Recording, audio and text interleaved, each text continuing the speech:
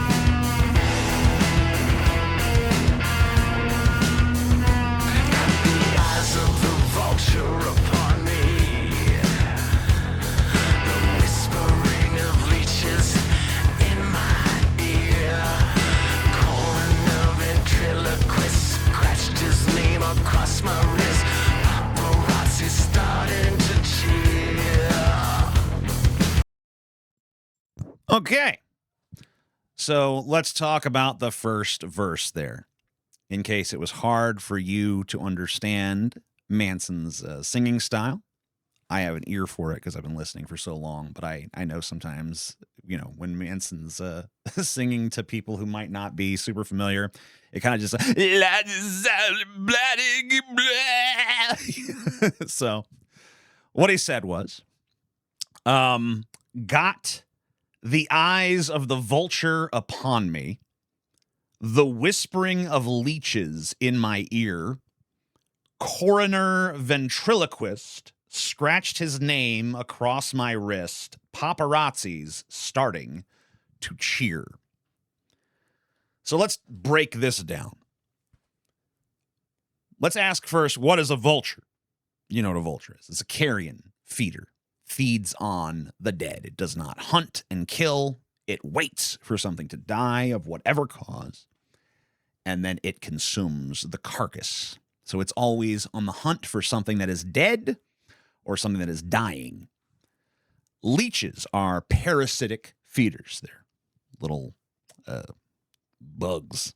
That's the closest taxonomical term I can reach for, but yeah, I love language so much.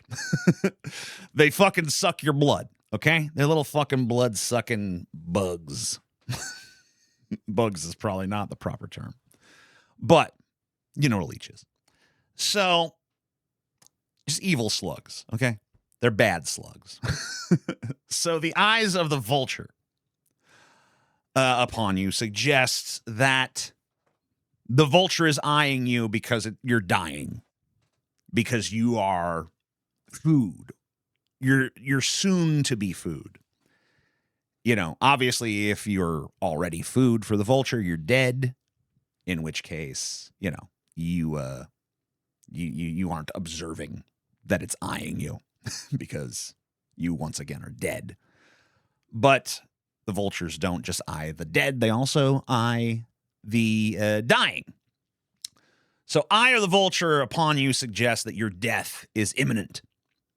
The whispering of leeches in your ear suggests that you are being bled dry. So in these opening two lines, I get the sense of being surrounded by entities that only want to consume you. And some want to consume you while you're alive. They want to keep you alive because they feed on the living. They don't kill. In fact, I mean, these are two very opposite sort of I don't know if you could call a vulture a predator. They're two very different sort of meat eaters, because a leech wants to keep its host alive so that it can continue to feed and feed and feed. But a vulture wants its host to die because, well, it's not a host, but it wants its carrion to be deceased. So it's waiting for the moment of death. It's two creatures that are sort of bottom feeders, parasitic in some way, literally in the leech's case, more metaphorical in the vulture's case. But they want you in very different conditions. The leech wants you alive, the vulture wants you dead, but it's not going to kill you itself. It's just waiting for you to die. So there is this sense of being surrounded by these entities that want to consume you. And if you take that to where Marilyn Manson is in his life right now, he's always had a fraught relationship to the concept of self-commodification. Not one commodifying oneself necessarily, but the commodification of an individual by the media apparatus, in his case, the recording industry. But, for other celebrity types, it could be the television industry. It could be this very platform that we're on right now. Any sort of corporate entity that takes a person and turns them into a product. That is what I'm talking about when I say self-commodification. And Manson's always had a difficult sort of give and take, push and pull relationship to that concept. And that spans all the way back to Antichrist Superstar. You hear hints of it there. But it really came into full blossom when he put out Mechanical Animals back in like 1998 with his single, The Dope Show. That was the first single off that album. And that song and that music video are basically him just in a state of outright rebellion against being turned into a product. And there's parts of that where he talks about they love you when you're on all the covers, when you're not, they love another. And there's a scene in the video where he goes into this room full of mannequins of himself and destroys them, as if to say, I reject this lifeless, commodified husk of myself that you want to put out into the world, because I'm not that. I'm a person. I have thoughts and feelings, and I bleed and I breathe and I shit and I eat, and I am not this fucking thing that you have created and that you're trying to purvey onto the populace. But at the same time, Manson enjoys the luxuries and the influence and all of the things that status brings him. So there's this fraught relationship of, yeah, I've been turned into a commodity, but there's a lot of benefits. So it's like the ultimate sort of deal with the devil. That's why even in the Dope Show video, I think there's scenes where they're showing him contracts, and it's like a bunch of untrustworthy characters being like, yeah, sign here. I may be hallucinating that scene, but I think it's in there. But nonetheless, that's what the song and the video are about. So Manson's always had this fraught relationship with fame and with self-commodification. And now he finds himself in this position where the product that is Marilyn Manson is being sold in two very different ways to two very different demographics. There is this demographic right now where, because of Evan Rachel Wood, his ex-girlfriend from many, many years back, and a number of other accusers, and the media sort of hyping it up. There is this version of the Marilyn Manson product that is the sexual predator, the monster, the monster hiding in plain sight. Tons of articles. The monster that hid in plain sight. Which kind of actually doesn't really make sense. You know, a guy comes out and is like, I'm a monster. I'm a problematic person. Then that's not hiding. That's just you being too stupid to notice, right? Right. But that's one version of the Marilyn Manson product. Oh, he's a monster. Oh, he's an abuser. Oh, it sells fucking Newsweek. It gets clicks. It makes the documentary on HBO about Evan Rachel Wood and how she conquered the abuser. So that's one version of the Marilyn Manson product being purveyed.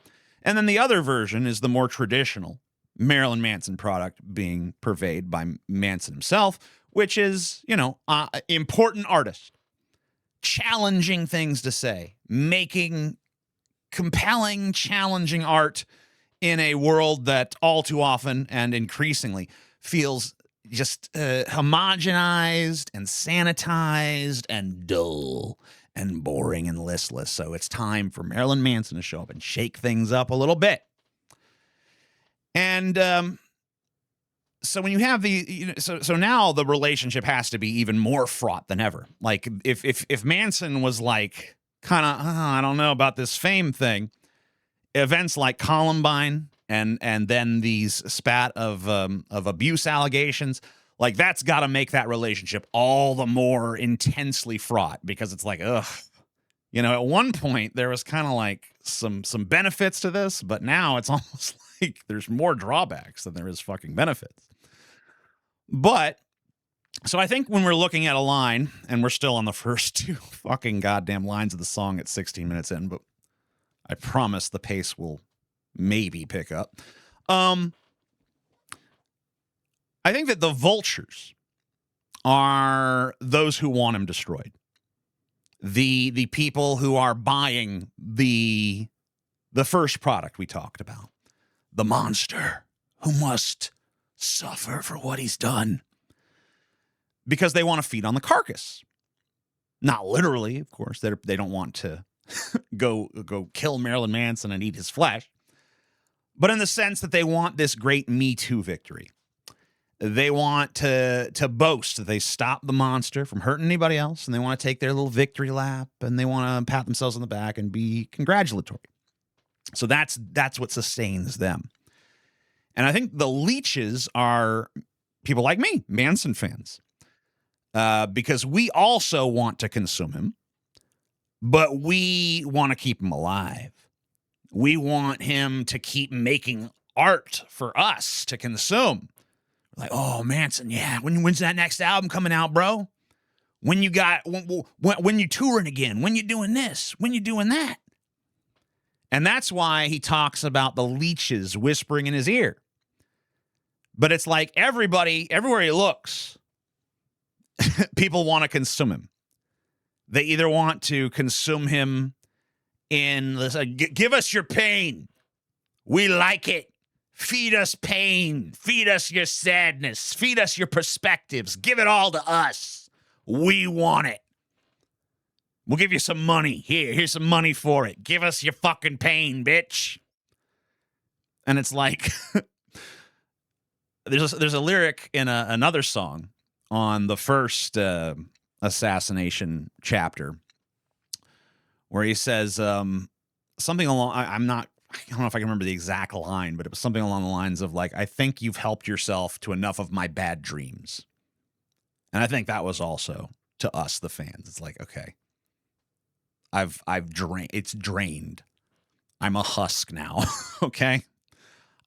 All the stuff I had inside, I've given it to you. I don't know what more you can possibly want. All that's left now is for me to just die so these fucking vultures can just eat me. But the next lines are, coroner ventriloquist scratched his name across my wrist. Lovely line, by the way. Lovely meter. Paparazzi's starting to cheer. So I have some notes about this. And I'm just going to read you exactly what I said to a friend of mine who asked me about this. I said, what is a coroner? One who examines the dead. What is a ventriloquist? One who speaks through a dummy or throws their voice. So I think of a coroner using corpses as dummies. And Manson sets himself up as the corpse with his remark about the scratched his name across my wrist, which I'm actually told is maybe has to do with necromancy as well. And you could think of a ventriloquist who uses corpses as dummies is sort of doing a form of necromancy, perhaps. The imagery of Assassination 1 and 2 is all about his own death. Actually, I guess I shouldn't say that about 2. I shouldn't have said that about 2 because I don't know. But if this song is any indication, then probably. I mean, the fucking thing is called One Assassination Under God. And that's because he feels assassinated. Or at least he did whenever the firestorm hit from these accusations. And so I think a coroner ventriloquist is someone who puts words in your mouth, in his mouth, essentially. Like Manson, I think, is saying they killed me, or they're trying to kill me, and now they're attempting to define me. And much of the lyrics in this song in general seem to be about a sense of a lack of agency, feeling like your critics and your fans alike have constructed a false you to either love or hate. And the real you has been killed or at the very least lost in that process. And who you actually are is nothing more to these people than an inconvenience to their narrative, whatever that narrative may be, whether it's a positive narrative or a negative narrative. The actual person that embodies the person Marilyn Manson, Brian Warner, whatever. I don't know what he goes by behind closed doors, but the person, the man behind the Manson, that guy is sort of lost in the process.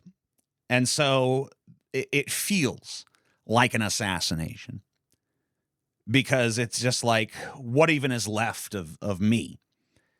And why have I allowed this process of my own destruction to occur? Not just my destruction at the hands of those who hate me, but my destruction at the hands of those who love me. Because to both sides, I am just a product, and they put these images onto me that I have no control over, that I have no say in. So the coroner ventriloquists are us. Whether we love Marilyn Manson, whether we hate Marilyn Manson. I guess if you're aloof towards Marilyn Manson, then you're not one of those, but then why are you watching this? Maybe you just like me. I don't know. But let's go a little deeper. Take your picture at the scene of the crime. We got your victim and we made up your mind.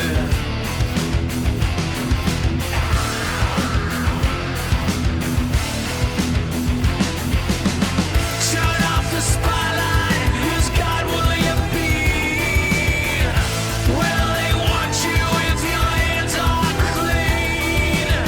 Can't stop the bleeding, I'm not healing soon. He shot the world, I am the hated wound.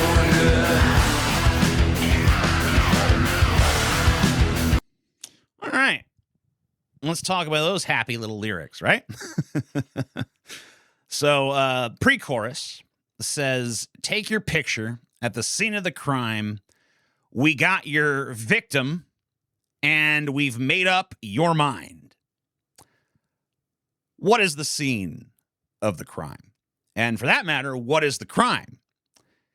Now, if we think of the crime as the accusations against Manson from Evan Rachel Wood and other accusers, then the crimes are those alleged crimes. But that's way too clean, way too direct for a Manson lyric. So I think what we got to do is we got to take a hint from the second line, which is, we got your victim, and we've made up your mind. And I think that's the key to understanding this pre-chorus section of the song. We have made up your mind. So you once again have this theme of lack of agency. And the message is sort of akin to being told, you have no power over this narrative. But even though it concerns you, who you are is not important to us. Because we have already given you your role. And we don't even need you to play it at this point. Because enough exists of Marilyn Manson, the product, that Marilyn Manson, the man, doesn't matter anymore. Because there's enough history of you, there's enough musical input of you, that we, if you were to die this very second, we could just roll with whatever we wanted. Marilyn Manson was a great artist, brilliant man, brilliant performer. Or Marilyn Manson was a disgusting monster, hideous reprobate, sick fuck. Or maybe some combination of those two things. Maybe he was both. Maybe he was a little bit more this one or a little bit more that one. But some variance. Or whatever narrative we want. And even though Marilyn Manson is the man, is alive, that's already happened. That's already happened. It's almost like he feels incidental to his own image. Marilyn Manson has reached a point where he doesn't matter. It's sort of outgrown him. And it's kind of the question now of like, I mean, it's almost like you hear Brian Warner in these lyrics screaming to be let out. Let me off this ride. But he can't get off. Because he is the ride.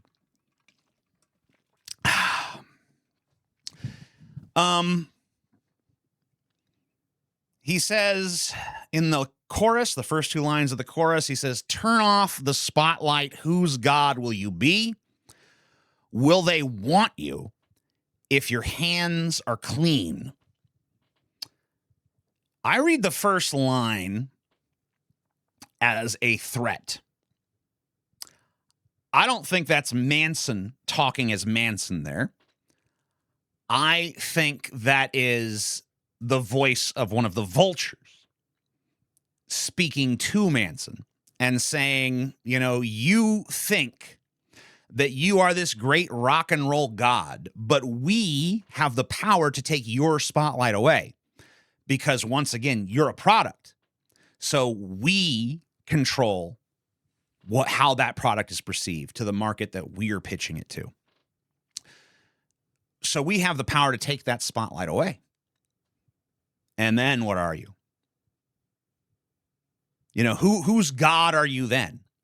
When your spotlight is gone, when we've taken it away, whether we choose to cast it on the fake Marilyn Manson or we just choose to cast it on nothing Marilyn Manson at all, we control whether or not you get to be famous, whether or not you get to be this rock and roll god, whether or not you get to go on these tours, because we make enough of a fuss, your dates are fucking canceled, buddy. We already fucking kicked you off all those TV shows you were guest starring in and having yourself a grand old little time. So we have power over you. We always have. When you were making us a little money, when you were useful, we played nice. But now you're worth more to us fucking dead. And if you're not going to give us the courtesy of actually just dying, we'll just kill you another way. We'll starve you to death. And then we'll cover you on the fucking streets begging for money like Andy Dick. And if that interpretation of the first line is correct, then I think the second line of will they want you if your hands are clean speaks to a very interesting thing that exists in this song, I think. It's almost like the vultures are offering Marilyn Manson a certain out. It's almost like they're saying to Marilyn Manson, the man, look, you've always played the villain.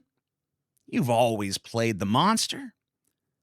So even if what we're saying about you is not 100% true, why not just go along with it? Why not just embrace it? All those leeches, your fans, they don't want you clean. They like that you're a fucking monster. They like that you're fucking dark and scary and you don't play by the rules. So just go along with our narrative. It'll be fine. I think this line, these two lines at the beginning of the chorus, speak to how trapped Marilyn Manson must feel. Because he's in a position where he has to, if he wants to navigate this, he has to make a very nuanced case. He can't say, I'm not a monster, because that destroys the brand. That demythologizes everything that he spent his whole life creating. So he can't say, I'm not a monster, I'm not fucked up, I'm not a disturbed person, I'm not a fucking danger, I'm not a fucking hand grenade. I'm just a guy. So he can't say that. So he's in this position where he has to make this way more nuanced case of, yes, I'm a monster and I'm fucked up, but I'm not the kind of monster that they're saying I am. But to make that case, you have to have a general public that is interested in nuance. And that's not what we have here. We don't have that in America. This is a land of extremes. I love him. Well, I hate him.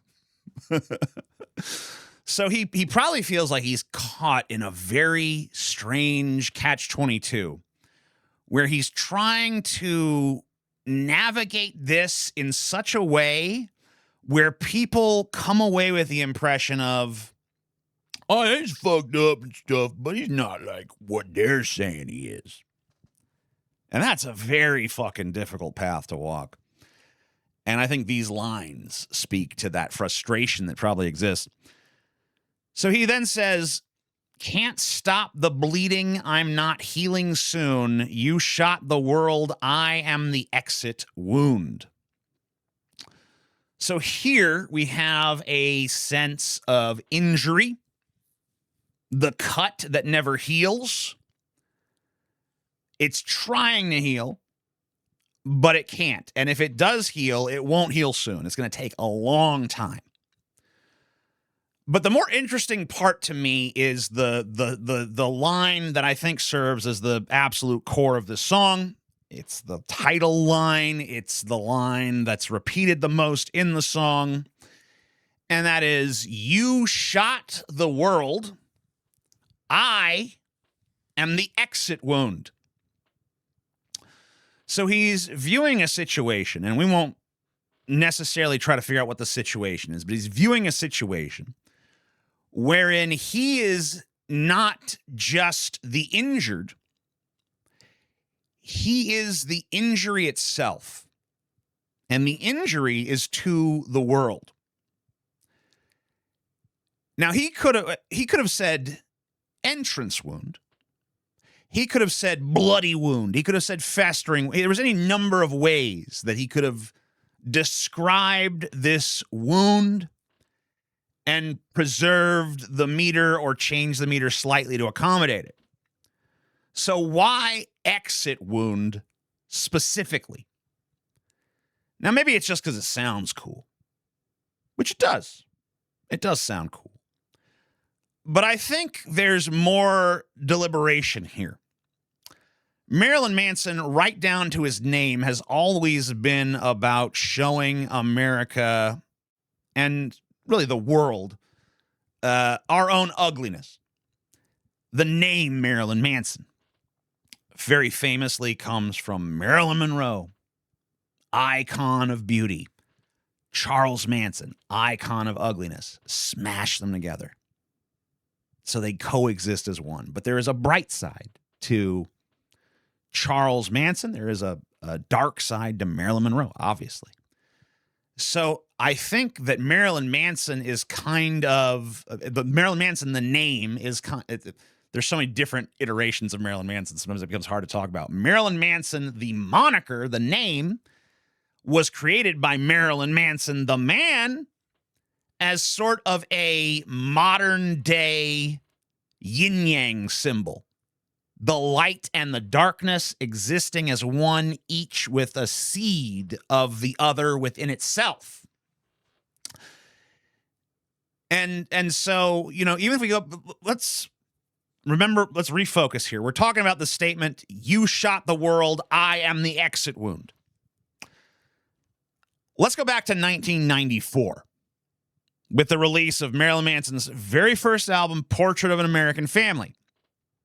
There is this sort of mission statement in the liner notes to Portrait of an American Family.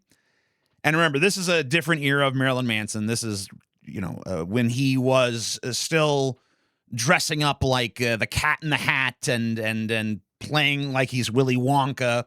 And a lot of what he did then was he combined very dark horror imagery with very innocent child imagery, because he loves these dichotomies. He loves mashing things that don't seem to fit together to make you view each of them in a different light. That's like his total modus operandi. So in that context, let's read this statement in the liner notes of his first album from 1994. It says, "You spoon-fed us Saturday morning mouthfuls of maggots and lies disguised in your sugary breakfast cereals. The plates you made us clean were filled with your fears. These things have hardened in our soft pink bellies. We are what you made us. We have grown up watching your television. We are a symptom of your Christian America, the biggest Satan of all. This is your world in which we grow, and we will grow to hate you."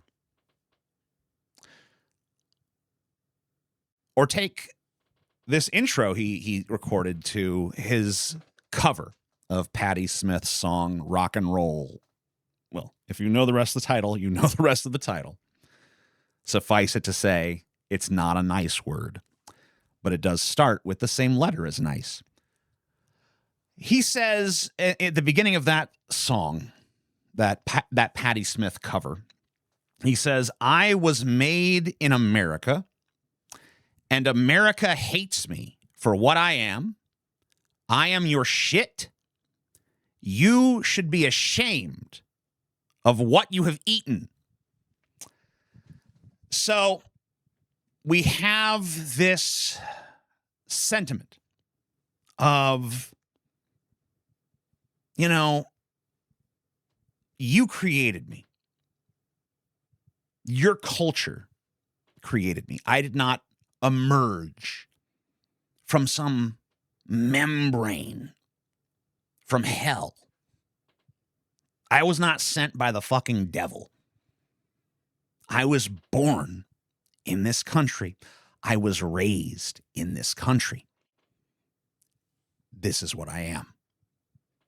Why are you blaming me? You created this. You need to take some accountability for what this is. The new line that has the same basic sentiment behind it in this song is, "You shot the world and I'm the exit wound."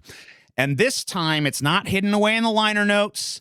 It's not tucked away in the intro to some obscure cover that most people have never heard. This time it is the chorus of the first single of the new album. It has taken a central role, this idea that Manson has toyed with since the very fucking beginning.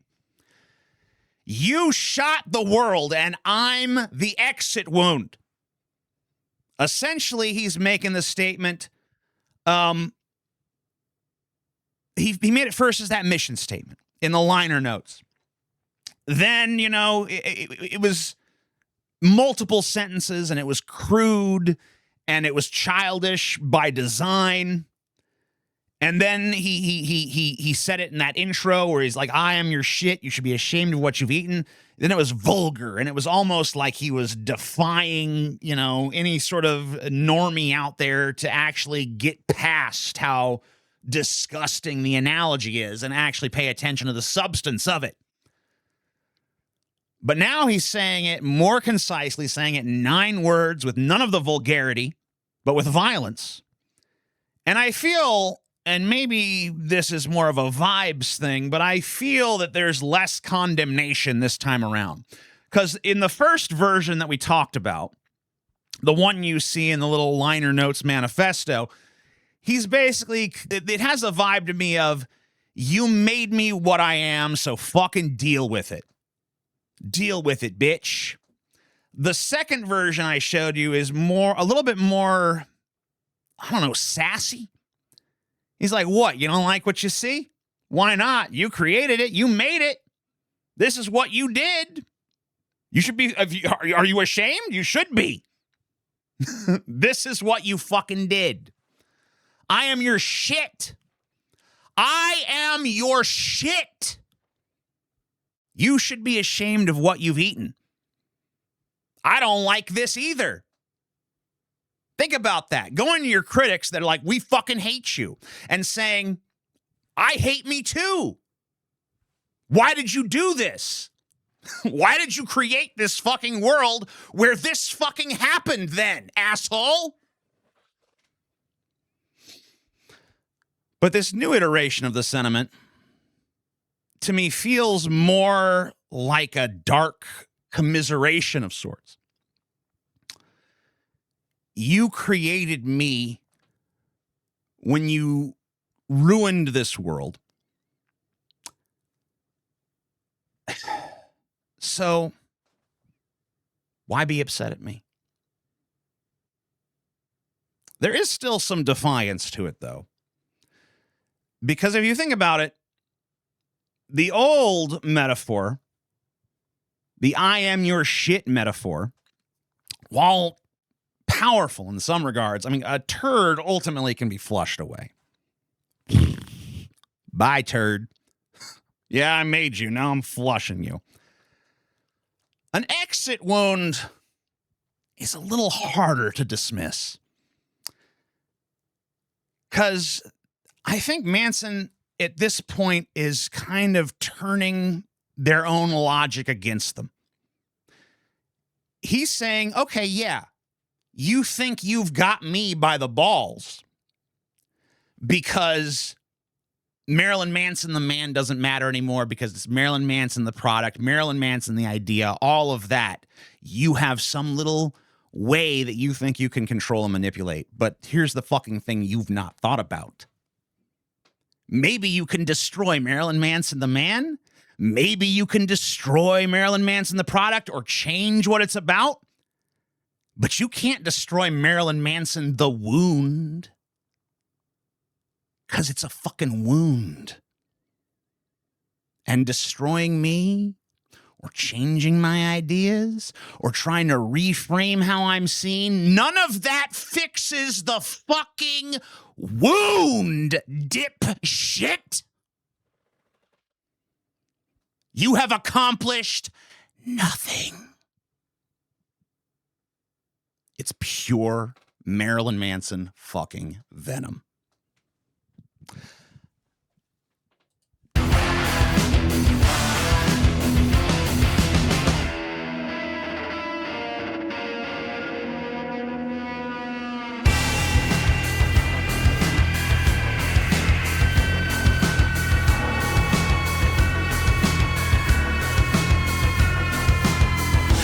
I'm the one who lives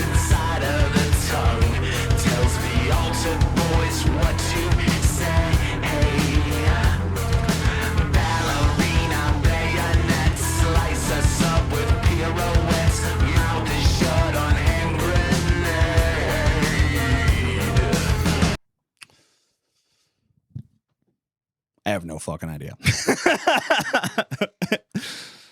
I have some ideas, but I don't have a coherent idea about what this verse means. It harkens back to something that Marilyn Manson said back in the Antichrist Superstar days. In, I can't remember the song, but it goes like, he lives inside, Kinderfeld? Yeah, I think it's Kinderfeld. He lives inside my mouth, tells me what to say. And that ultimately is from The Shining. Slightly different wording in The Shining, but very clearly a reference to The Shining. With Danny Torrance, you know, they ask him about who the little guy he talks, you know. And he's like, "Oh, that's the man who lives inside my mouth and tells me what to say." So it's fucking very clearly a reference. And then he says, "I'm the one who lives inside of the tongue, tells the altered boys what to say. Ballerina bayonets, sliced us up with pirouettes. Mouth is shut on hand grenade." That's the fucking lyrics. So altar boys, often seen as victims of sexual abuse, you know, there's so many jokes centering around priests and altar boys. And so the connotation for abuse is definitely there. Manson's not blithely ignorant of that connotation. But Manson doesn't say altar, at least in the lyrics I've looked up, and from what I can hear, it sounds like he's saying altered boys. Now, he obviously is still trying to evoke altar boys, but why this little tweak? I think it's because, you know, he wants us to ask that question. Why the tweak? Altered. How? Perhaps because the lives of those boys are altered by the abuse they suffer. Or even if we trace back the lives inside the tongue thing, if we take him saying, "I'm the one who lives inside of the tongue," and we take that back to that Kinderfeld lyric, and we take that back to The Shining, you know, Danny Torrance, the boy in The Shining, was abused by his father. Some say that there's sexual abuse present there, at least in the Kubrick film, but whether there is or not, there's definitely physical abuse. So the part that trips me up is, what does Manson mean when he's saying that he's the one inside the tongue? Because remember, in Kinderfeld, it's someone inside his mouth. It's he lives inside my mouth and tells me what to say. But here, it's I'm the one who lives inside of the tongue. And why the tongue now instead of the mouth? Maybe because there's a more salacious connotation when you talk about tongues in one sentence and altar boys in the next. Or maybe there's some other reason. Maybe there is some magical or esoteric reason, some occult reason, or some sort of symbolic reason why the tongue is important here, but I have no idea what it is. So let's move on to the next part of the verse to try to maybe shed some light there. So ballerina bayonets, slice us up with pirouettes, mouth is shut on hand grenade. So these are very visual lines. You know, a lot of the stuff before this, you know, I mean, it's been visual, but it's also been very conceptual. This feels more viscerally visual. Like when I think of a ballerina, I'm thinking of certain associations of like grace and strength and discipline. And, you know, when you talk about a ballerina bayonet that can slice you up with a pirouette, it kind of takes on an almost Silent Hill quality. Don't you think? Like you see this sort of nightmare ballerina in your mind with like blades attached to her body that slice you up as she dances. By the way, Manson, I know it would have been very literal, but you should have put that in your fucking music video. Come on. If you're going to create a visual like that, deliver. But I've been sort of dissatisfied with the quality of Manson's music videos for a minute. They're not bad, but they're a little perfunctory. You know, it's just like, I'm going to sing the song in like 3 or 4 locations and we're going to cut between them.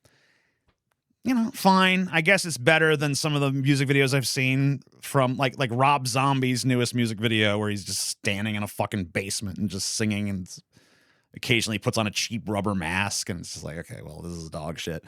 So at least Manson hasn't sunk to that level of not giving a shit about his music videos. I don't know. The budgets are probably not there anymore for a lot of these bands to spend a lot on music videos. They probably don't matter as much as they once did, but still, if you're going to do it, fucking do it.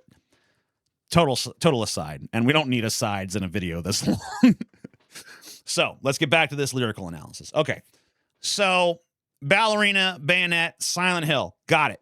So you see this nightmare ballerina, and an interesting thing to me here in these lyrics is when he says, slice us up with pirouettes.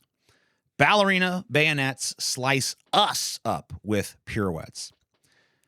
He could have said slice me up, but he didn't. He chose to talk about us.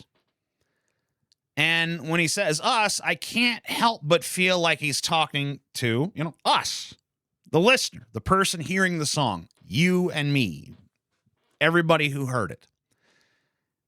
So mouth is shut on hand grenade. That's the next line. And you kind of see a person who has a grenade, in their mouth. I mean, it's not, but it's shut. They're not, I don't know, maybe they're trying to get it out, but they can't. Their mouth is shut either completely around it, whatever. They're in this horrible position of just like, there's a grenade in my mouth. So Manson loves the word grenade.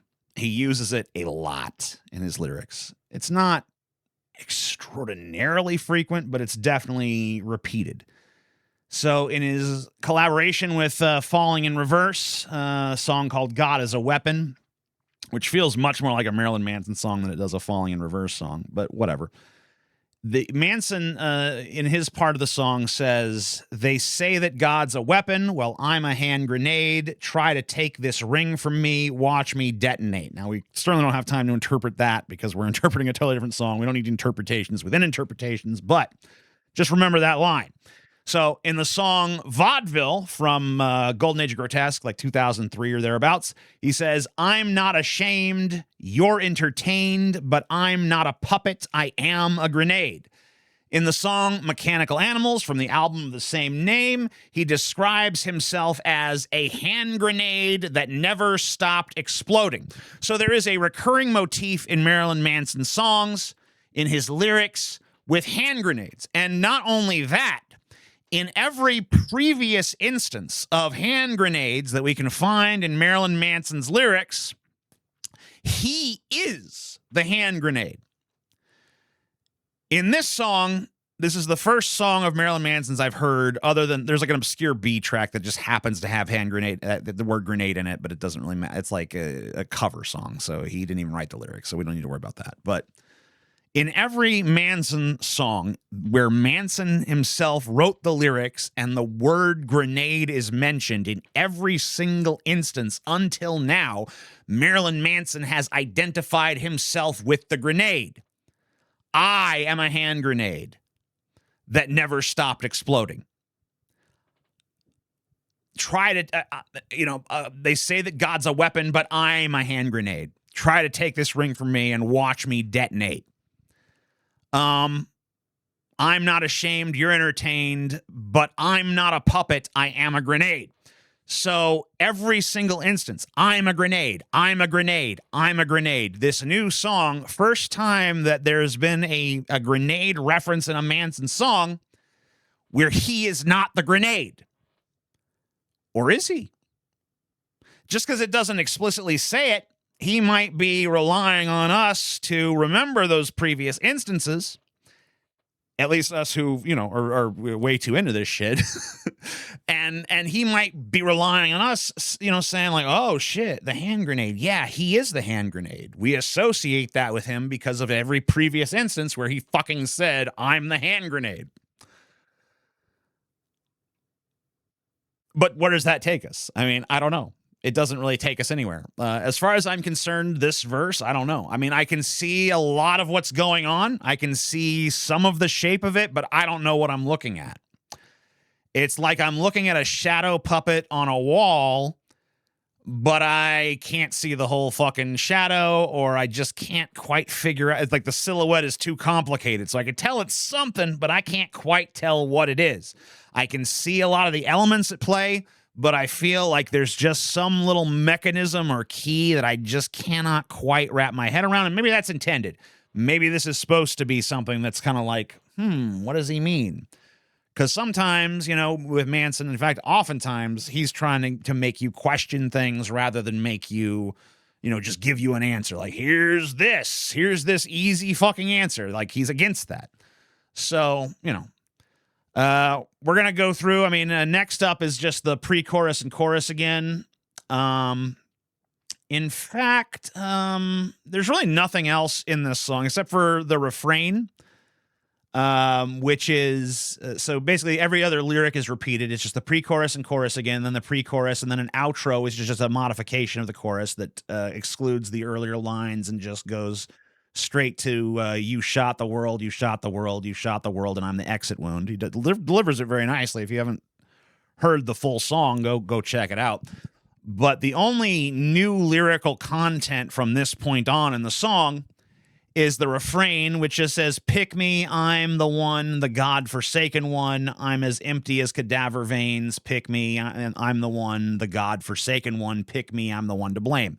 And that, I think, is just a reiteration of things that he said in earlier parts of the song that maybe he wanted to make a little bit less esoteric and a little bit more clear so that, the stupider listeners could have a way in, or the people who maybe just aren't thinking about it to the extent that I am. So, lyrically, this song, especially as a first single, super fascinating. Now, even though I'm not here to talk about the music and I'm here to talk about the lyrics, I will tell you I do like the song on a musical level. There are a few things that I would have liked to see done a little differently with the song. One thing I think I would have liked to see differently with the song, and it's really the main thing, it's actually maybe the only thing I'd like to see done differently, is I would love for Manson's vocals to be raised up in that mix and made way more central. Not a fan of the mixing where the music is coming over him so much, but that's just me. It makes sense from where I'm sitting. I already told you my values when it comes to this stuff, and I think I've made them abundantly clear. So I would prefer that, but hey, whatever, that's neither here nor there. The music's cool, in my opinion. The fucking lyrics are awesome. They're very interesting, very interpretable. I mean, the fact that I've sat here for an hour talking about them, I think attests to that. Because, I could not do this with just any man. There's plenty of Manson songs I could probably explain to you in like fucking, 10 minutes or something. That's about the most I could get out of it. So this is a very interesting one because there's just a lot there conceptually. And once again, if you guys enjoyed this, and I'm assuming if you're still watching at an hour in, you must have enjoyed this. Please suggest songs that you'd like to see me take a look at. I already have a few in my mind that I want to take a look at. If you like this video, please, give it a thumbs up, share it around, take it to somebody, and be like, hey, this is a fucking video, whatever. Watch this shit, you motherfucker. All right, one more thing before I go. Just want to once again pimp my book, SEXBOT Uprising. That is available for purchase via the Amazon links below. I think you'd be very satisfied with it. And I'll tell you this. Initially when I was pimping it out there, I kind of want people to be surprised about, what it's like. But at this point, I've sold to the initial people. So the people who haven't bought yet, maybe what they think it's like is like maybe, oh, I don't know if I want to read that. There's more to it than the surface might indicate, okay? It's a little bit more complicated and interesting than you might initially think. And that was my intention, to kind of use a salacious thing to bring people in. But I think that's brought in who it's going to bring in. So for you people who might have been on the fence about it, trust me, it's not just some fucking dumb sex bot fucking murder and fuck fest. There's actually some fucking concepts and characters and intriguing ideas presented in there as well. All right. Love you guys. Thank you for watching. Peace the fuck out. Bye-bye.